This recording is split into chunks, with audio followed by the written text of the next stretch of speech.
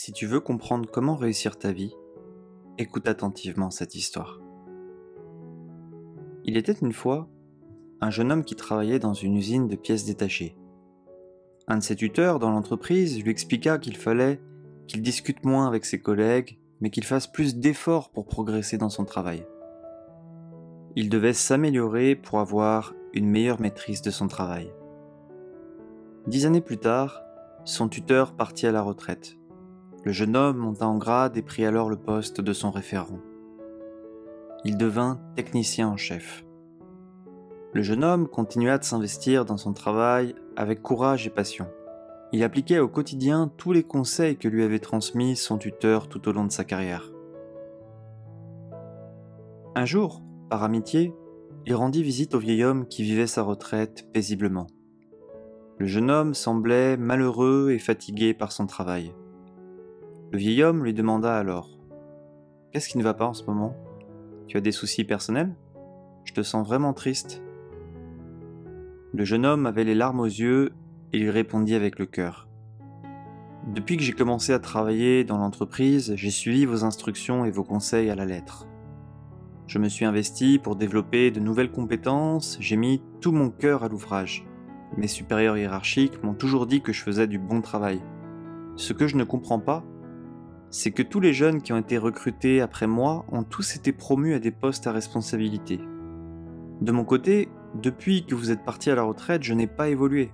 Je fais toujours le même travail alors que je me suis tellement investi. » Le vieil homme lui demanda alors la chose suivante : « Est-ce que tu penses que tu es devenu indispensable à l'entreprise ? » Le jeune homme lui répondit : « Non, je ne pense pas que je suis un élément clé de l'entreprise. » Le vieil homme était pensif et reprit alors : « Demain, tu vas prendre un jour de congé. Peu importe la raison que tu donneras à tes supérieurs, il est temps pour toi de faire une pause. » Le jeune homme était très surpris par les propos du vieil homme.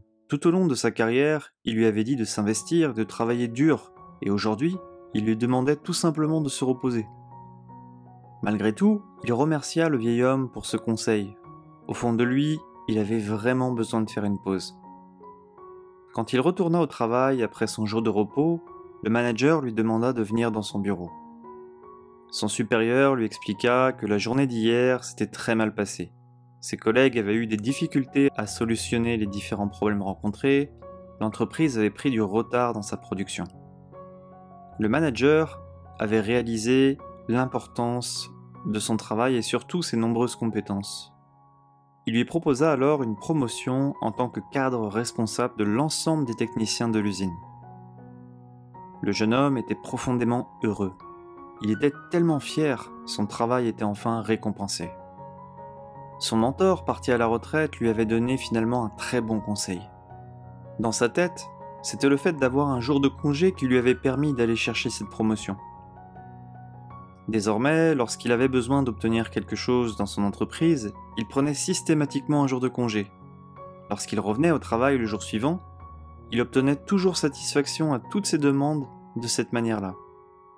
Cette situation perdura pendant de longs mois. Son jour de congé lui permettait d'obtenir tout ce qu'il voulait de son employeur. C'était son levier de négociation. Un jour, alors qu'il reprenait le travail suite à son jour de congé, il lui était impossible d'entrer dans l'usine. Son badge ne fonctionnait plus. Un des gardiens lui expliqua qu'il avait été licencié et qu'il ne faisait plus partie de l'entreprise. Le jeune homme était en état de choc. Il n'y croyait pas. Il ne savait pas quoi faire. C'est alors qu'il se rendit chez son mentor pour comprendre comment il en était arrivé là. Sur un ton arrogant et assuré, il posa la question suivante au vieil homme. « Pourquoi est-ce que j'ai perdu mon travail ? J'ai pourtant suivi tous vos conseils à la lettre. » Le vieil homme répondit : « En réalité, tu n'as pas suivi mes conseils à la lettre. Tu as entendu que la moitié de la leçon. L'autre jour, tu étais tellement pressé de partir pour appliquer mon premier conseil que tu en as oublié d'écouter la seconde moitié de ce que j'avais à te dire. Prendre un jour de congé pour faire une pause était seulement la première moitié de ce que j'avais à te dire. » Le jeune homme était abasourdi par ce qu'il venait d'entendre. Il se rendit compte qu'il venait de faire une grave erreur. Le vieil homme reprit sur un ton calme et assuré. « Tu sais, La seconde partie de ce que j'avais à te dire est plus importante que la première.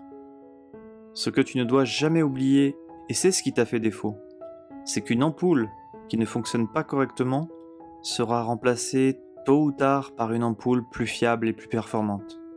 Personne ne veut avoir une ampoule défaillante. Quels enseignements peut-on tirer de cette histoire ? Dans ta vie, tu as peut-être des amis, des membres de ta famille que tu considères comme acquis. Ils sont toujours là pour toi quand tu as besoin d'eux. Mais que se passera-t-il lorsqu'ils ne seront plus là ? N'attends pas qu'ils ne soient plus là pour prendre conscience de tout ce qu'ils font pour toi.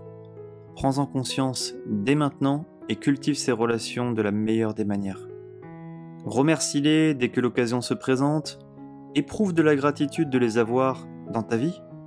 Garde un état d'esprit désintéressé, que ce soit dans ta vie professionnelle et tes relations, fais ta part du travail. N'arrête pas de t'investir parce que cela ne va pas dans ton sens actuellement. Dans la vie, il y a des hauts et des bas. N'oublie jamais que si tu te reposes sur tes acquis, tu seras dépassé dans tous les domaines de ta vie. Trouve un juste équilibre dans ta vie et la vie te récompensera au centuple.